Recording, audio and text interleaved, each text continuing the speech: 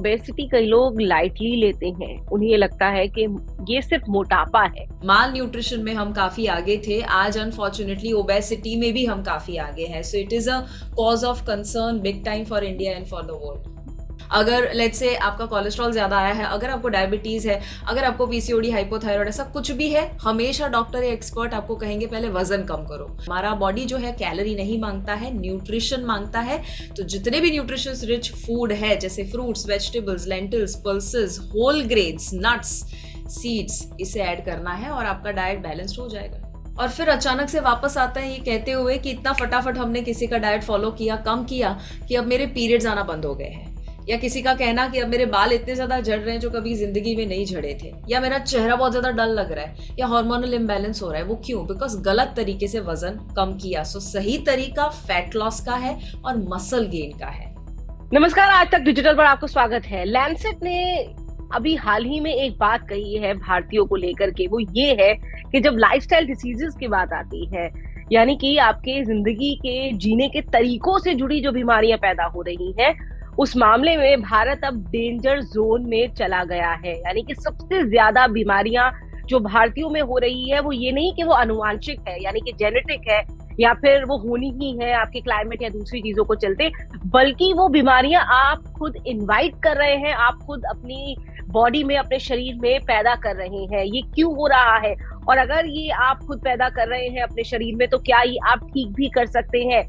ये जो lifestyle diseases है, ये रिवर्स हो सकती हैं, जिसका सबसे बड़ा एक कारण ओबेसिटी यानी मोटापा है, और उसके साथ है दूसरे हार्मोनल इश्यूज भी। इसे लेकर के लोगों के लाखों सवाल होते हैं और वो लगातार रैंडमली गूगल सर्च करते रहते हैं। कुछ चीजें उन्हें सूट करती है, नहीं करती, लेकिन उन्हें पता ही नहीं है कि उनके लिए क्या है। तो हमने सोचा कि क्यों ना हम एक ऐसे शख्स को आपसे मिलवा देते हैं जो पूरी दुनिया में इसे लेकर के न सिर्फ बेहतरीन काम कर रहा है, बल्कि उससे इतना फायदा हुआ है कि अगर हम कुल वजन की बात करें जो उन्होंने अब तक कम करने में मदद की है, तो वो 2 लाख किलो है कुल वजन जो मदद की है। शिवांगी देसाई नाम है उनका। शिवांगी हमारे साथ है। शिवांगी जो ग्लोबली जानी मानी लाइफस्टाइल एंड हेल्थ कोच है, आप उन्हें सेलिब्रिटी कोच कह लीजिए, आप उन्हें लाइफस्टाइल डिसीज रिवर्सल एक्सपर्ट कह लीजिए, लेकिन मैं उन्हें कहूंगी जिंदगी जीने का सीधा तरीका सिखाने वाली एक प्यारी सी लड़की। शिवांगी, कैसी हैं आप? थैंक यू सो मच इतने बेहतरीन खूबसूरत शब्दों के लिए। तो Shivangi, you are doing wonderful job. और हमने देखा कि मोटिवेशनल कोच से लेकर बॉलीवुड सेलेब स्टार्स, हर कोई आपको फॉलो कर रहा है, and you are helping them and other people a lot. और ये एक सबसे बड़ी चीज है। अब शिवांगी, सबसे पहले हम अपने सवाल पर आ जाते हैं, क्योंकि वक्त के हिसाब से हमें चलना है और बातें और सवाल आपसे बहुत सारे हैं। सबसे पहले सवाल यह है कि लाइफस्टाइल डिसीजेस की जब हम बात करते हैं, क्या है वो लाइफस्टाइल डिसीजेस? अगर हम भारतीयों के परिप्रेक्ष्य में बात करें, reference in context of Indian lifestyle, क्या है ये? क्यों लाइफस्टाइल की बीमारियां सबसे ज्यादा बढ़ रही हैं भारतीयों में? और ये आप क्योंकि बाकी सेलेब्स में भी देखते होंगे, जबकि जो अपनी जिंदगी का, अपने स्वास्थ्य का बहुत ख्याल रखते हैं, फिर ये क्यों बढ़ रही हैं स्वास्थ्य की बीमारियां लाइफस्टाइल से जुड़ी हुई? जो नाम है लाइफस्टाइल डिसीजेस, उसी में उसका जवाब छिपा हुआ है। लाइफस्टाइल से जुड़ी हुई जो भी बीमारियां हैं कि जिसका कोई लेना देना नहीं है पानी, हवा वगैरह के साथ, इतना ज्यादा जिसका कोई लेना देना नहीं है कि आप जीन्स में वो बीमारी लेकर आए हैं कि नहीं। It is purely based on lifestyle. So lifestyle का मतलब होता है आपके खाने पीने के साथ आप मूवमेंट कितना करते हैं, आपका स्लीपिंग पैटर्न कैसा है और आपके इमोशंस कैसे हैं। ये 4 के ऊपर जो आधारित बीमारियां होती है, अगर वो खराब है तो वो बीमारियां होगी, उसे कहते हैं लाइफस्टाइल डिसऑर्डर। और ये होने का नंबर 1 कारण जो है वो है ओबेसिटी, मोटापा, जैसे आपने भी रीमा बताया। ओबेसिटी आज अनफॉर्चुनेटली अगर हम वर्ल्ड वाइड देखें तो 39% लोग ओबीज हैं in the world, which is too much. और उसमें 3.9 करोड़ बच्चे ओबीज है। जो पहले इंडिया की अगर हम बात करें तो माल न्यूट्रिशन में हम काफी आगे थे, आज अनफॉर्चुनेटली ओबेसिटी में भी हम काफी आगे हैं। So it is a cause of concern big time for India and for the world. बिल्कुल। तो ओबेसिटी कई लोग लाइटली लेते हैं। उन्हें ये लगता है कि ये सिर्फ मोटापा है। वो ये नहीं समझ पाते हैं कि मोटापा के साथ, मोटापे के पीछे बीमारियों की एक लंबी लिस्ट है। ये एक सबसे बड़ी समस्या है। एब्सोल्युटली। अभी चलते फिरते किसी को भी अगर देखते हैं, उसमें अगर कोई भी सो कॉल्ड हेल्दी इंसान दिख जाए तो हमें लगता है कि हाँ ठीक है ना, ये तो खाता पीता घर का बंदा लग रहा है। और अगर कोई दुबला पतला सा इंसान चल रहा है तो उसे हम कहेंगे क्या हुआ, घर पे कोई प्रॉब्लम चल रहा है क्या, बहुत ज्यादा टेंशन है। सो ये हमारा एक नोशन बन चुका है कि कोई भी इंसान अगर थोड़ा सा भी हेल्दी दिखता है तो हमें लगता है that is very common, but anything which is common is not normal, necessary नहीं है। और इसीलिए हमें आज, जैसे पहले के जमाने में किसी को कैंसर होता था तो हम कहते थे कि यार मेरे चाचा जी के पड़ोस में जो रहते हैं उनके फादर को कैंसर हुआ है। आज किसी को होता है तो वी आर लाइक हाँ कुछ नहीं, मेरे फादर को कैंसर है। We take it very lightly, हमने ग्रांटेड ले लिया है। और इसीलिए सेम वे ओबेसिटी आज इतना कॉमन बन चुका है, but we have to realise कि हर बीमारी के साथ मोटापा जुड़ा है। अगर आपको हार्ट अटैक आया है, हार्ट हाइपरटेंशन है, हार्ट रिलेटेड इश्यू है, पहला डॉक्टर कहेंगे वजन कम करो। अगर लेट्स से आपका कोलेस्ट्रॉल ज्यादा आया है, अगर आपको डायबिटीज है, अगर आपको पीसीओडी, हाइपोथायराइड, ऐसा कुछ भी है, हमेशा डॉक्टर या एक्सपर्ट आपको कहेंगे पहले वजन कम करो। क्योंकि सभी ओबेसिटी के साथ जो भी बीमारियां जुड़ी हुई है, जैसे फैट कम होता है बॉडी में, तुरंत ही आपका वजन कम होना शुरू हो जाता है। आपकी बीमारी जाना शुरू हो जाती है। बिल्कुल। अब जैसे हम देखते हैं कि नए नए फैड्स आते हैं, लोग बॉलीवुड सेलेब्स को बहुत फॉलो करते हैं इस चीज के लिए कि वो क्या कह रहे हैं। अब कुछ लोग कहते हैं कि कीटो डाइट या फिर ऑल वेगन डाइट या फिर लो जीआई डाइट या फिर लिक्विड डाइट और इंटरमिटेंट फास्टिंग, कितने सारे तरीके हैं और people generally go by what celebs are promoting. लेकिन उन्हें ये नहीं पता होता कि उनके लिए या फिर उनकी बॉडी के लिए बेस्ट क्या है। तो अगर मैं आपसे सीधे शब्दों में ये पूछूं शिवांगी कि अगर मुझे स्वस्थ तरीके से, मान लीजिए मैं 15 किलो, मुझे लगता है मैं ओवरवेट हूँ और मुझे एक स्वस्थ तरीके से 15 से 20 किलो वजन कम करना है, कौन सी डाइट मेरे लिए सबसे उपयुक्त है और ये मुझे कैसे पता चलेगा? Like there are N number of ways and diets, what suits me the best? So इसमें दो चीजें हैं। सबसे पहले तो अगर हमारा, आपने बताया 15 किलो कम करना है, तो बहुत सारे लोगों की एक गलती ये हो जाती है, दे फील कि ओके मुझे मतलब फटाफट से एक महीने के अंदर ही 8 किलो 10 किलो वगैरह कम कर देना है। तो वो तो पहले सबसे बड़ी गलती होगी। हमें वक्त देना है, पेशेंस रखना है। जब डाइट की बात आती है, any diet which has a name, वो आपको फॉलो नहीं करना है। अब मैं ये नहीं कहती हूँ वीगन डाइट, कीटो डाइट अच्छा नहीं है, बट उसका एक स्पेसिफिक पर्पस होता है। सो कीटो डाइट उन लोगों के लिए है जिनको न्यूरोलॉजिकल डिसऑर्डर होता है, स्पेसिफिक उसमें कुछ क्राइटेरिया होते हैं और उनको बहुत अच्छा रिजल्ट देते हैं। वीगन जिनके बॉडी में बहुत ज्यादा टॉक्सिसिटी है उनके लिए बहुत अच्छा वर्क करेगा, कुछ कैंसर पेशेंट्स में भी वर्क करता है। बट कैंसर पेशेंट को अगर कीटो डाइट दे दे तो वो और ज्यादा टॉक्सिसिटी खड़ा कर सकता है। सेम वे जैसे आप एस साइज टी शर्ट पहनते हो, नॉट नेसेसरी दूसरे को भी वो सेम साइज टी शर्ट जाएगा। हमें हमारा साइज देखना पड़ेगा और उस हिसाब से हमें कपड़े फिट होंगे। सेम वे हमारे लिए जो डाइट है किसी और के लिए नहीं होगा और तीसरे के लिए एकदम अलग होगा। And we need to realise कि आप कोई फैट डाइट को, यानी योयो डाइट जो मार्केट में नए नए नाम आते हैं, उसे हम फॉलो ना करें। डाइट का दो सिंपल सा नियम है। पहला नियम है, ऐसा डाइट फॉलो कीजिए कि जो आप एंजॉय कर सके, जो आपने बचपन से खाया हुआ है, जो खाकर आप बड़े हुए, वो जब आप खाते हैं उसके साथ एक इमोशनल कनेक्शन होता है। Food is not just calories और taste, food is emotion, food is your connection with past life और past may be childhood memories, ऐसी कुछ हो सकती है। So that is enjoyable. पहला जो है वो है सस्टेनेबल। पूछिए अपने आप से, अभी जो मैं फॉलो कर रही हूँ या कर रहा हूँ, अगर वो ऐसा डाइट है जहां पर आपको सिर्फ और सिर्फ लिक्विड पे रहना है या तो सिर्फ और सिर्फ ज्यादातर प्रोटीन ही खाना है, क्या जिंदगी भर फॉलो कर पाएंगे? Not necessary. So it has to be enjoyable, it has to be sustainable. और तीसरा, न्यूट्रिएंट रिच होना चाहिए। हमारा बॉडी जो है कैलोरी नहीं मांगता है, न्यूट्रिशन मांगता है। तो जितने भी न्यूट्रिशन रिच फूड है, जैसे fruits, vegetables, lentils, pulses, whole grains, nuts, seeds, इसे ऐड करना है और आपका डाइट बैलेंस्ड हो जाएगा। एग्जैक्टली लेकिन एक चीज आपने कही कि महीने में 8-10 किलो वजन कम करना कहीं से भी बहुत हेल्दी नहीं है। लेकिन हमने देखा है, कई हमने बॉलीवुड स्टार्स को देखा है कि वो एक एक महीने में 15 से 20-20 किलो तक वजन कम करते हैं, फिर गेन भी कर लेते हैं कुछ ही दिनों में। क्या ये नुकसान नहीं पहुंचाता है उनके शरीर को? सो अगर हम एक्टर्स, मैं बहुत सारे लोगों के साथ काम करती हूँ तो मुझे पता है they work very hard and I appreciate and respect them. Actors का काम है अच्छा दिखना स्क्रीन के ऊपर, बट हम एक्टर्स नहीं हैं, हम एक नॉर्मल इंसान हैं जिनको कहीं कोई शूट नहीं करवाना है। अगर आपको ऐसे काम में नहीं है तो आपको ऐसे कोई शॉर्टकट बिल्कुल नहीं अपनाने चाहिए। अगर आप अपनाते हो तो प्रॉब्लम ये होगा कि वजन कम करना और फैट कम करना दोनों अलग चीजें होती है। वेट लॉस जब आप करते हो सकता है उस वक्त आपका मसल लॉस हो गया, वाटर लॉस हो गया, बोन डेंसिटी लूज हो गई, और उसकी वजह से हार्मोनल इम्बैलेंस और हेयर फॉल हो जाना, चेहरा डल लगना, बहुत सारे और भी साइड इफेक्ट है जो मांगे बिना आ जाते हैं। And I come across a lot of people जिनको वजन कम कर दिया अचानक से, खुश हो गए, और फिर अचानक से वापस आता है ये कहते हुए कि इतना फटाफट हमने किसी का डाइट फॉलो किया, कम किया कि अब मेरे पीरियड्स आना बंद हो गए हैं, या किसी का कहना कि अब मेरे बाल इतने ज्यादा झड़ रहे हैं जो कभी जिंदगी में नहीं झड़े थे, या मेरा चेहरा बहुत ज्यादा डल लग रहा है, या हार्मोनल इम्बैलेंस हो रहा है। वो क्यों? बिकॉज गलत तरीके से वजन कम किया। सो सही तरीका फैट लॉस का है और मसल गेन का है। एग्जैक्टली। सो क्या क्योंकि ज्यादातर हमने देखा है भारतीय महिलाओं की बड़ी समस्या ये होती है कि जो सेंट्रल एरिया ओबेसिटी होता है, which includes their belly fat, their thigh area, उन्हें लगता है कि वहां से फैट्स बहुत बहुत बहुत मुश्किल से जाता है, उनका चेहरा कमजोर लगने लगेगा, उनकी अपर बॉडी उनको लगेगा कि स्लिम हो गई है। लेकिन this is the area, why this is such a hardest area जहां से फैट्स जाते हैं, और क्या उसके लिए किया जा सकता है?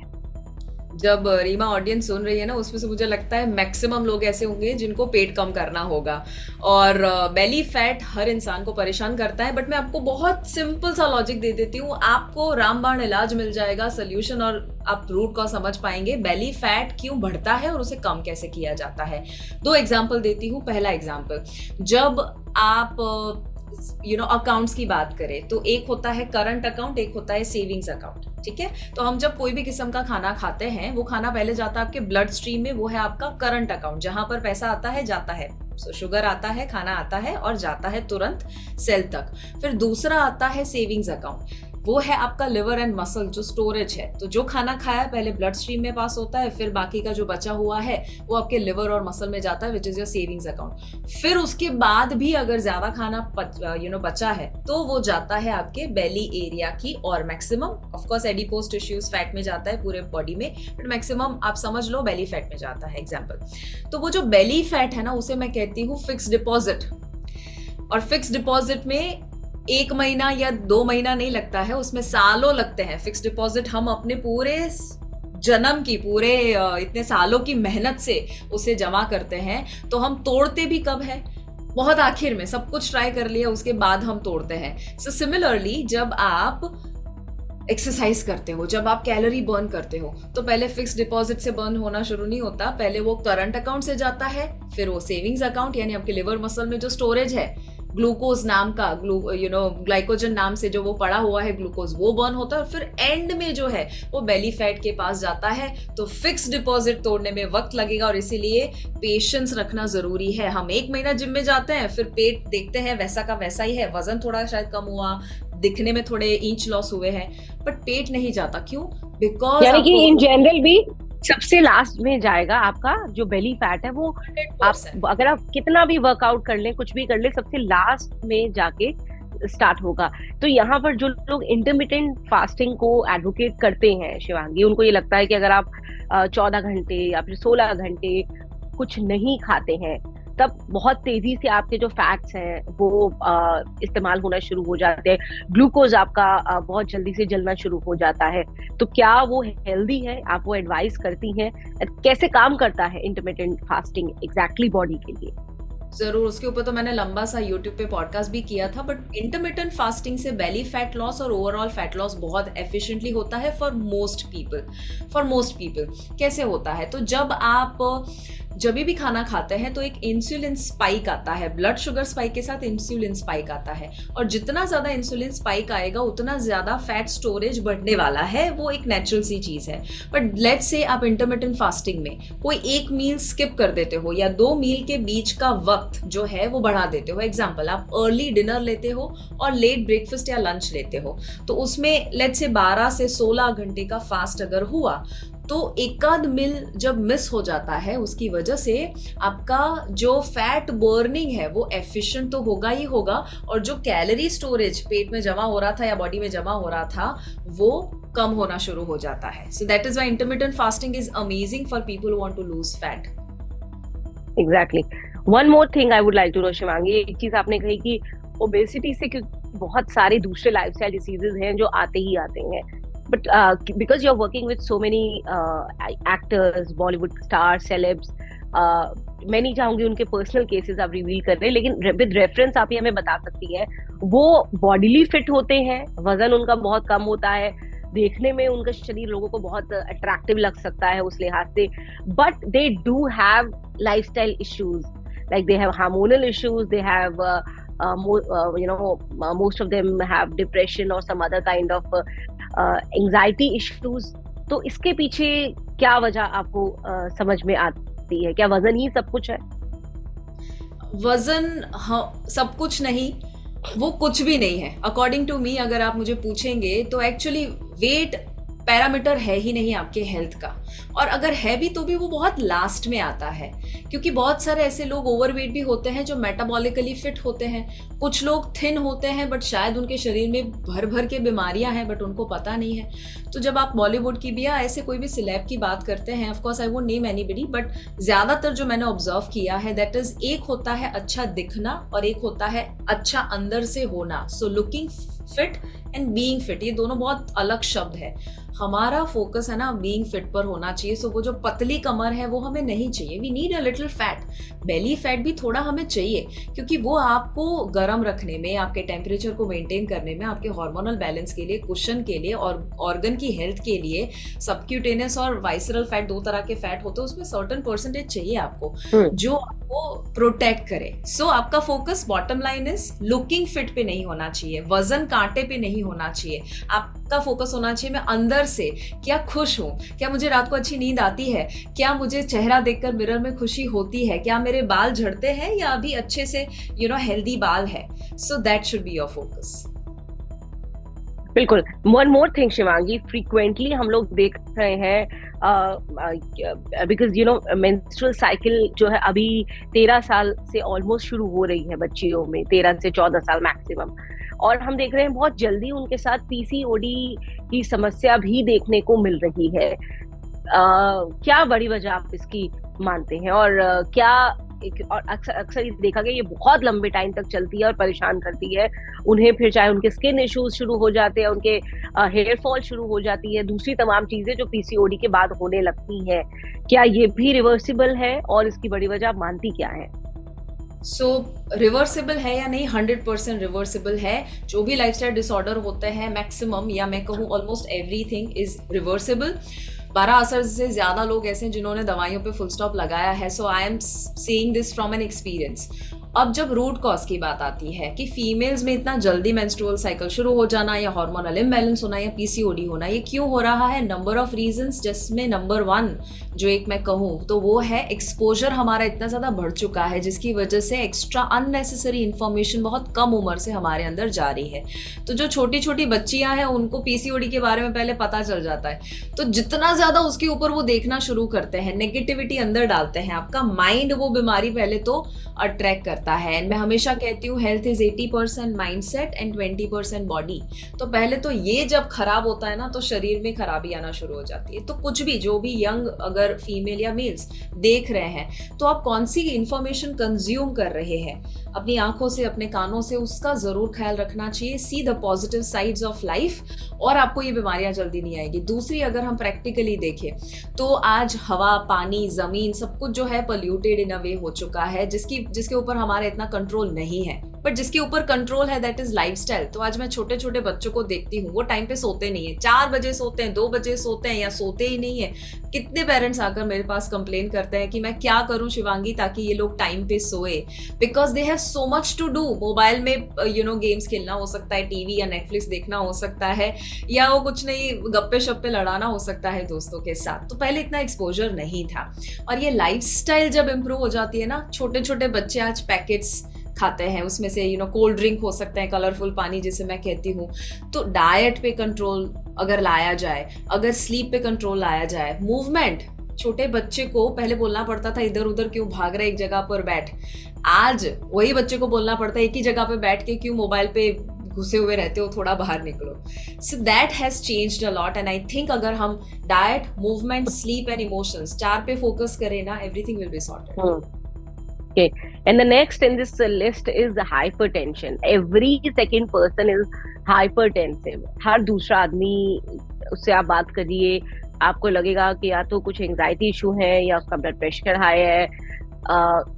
Is it also a lifestyle disease only, or there's something behind it?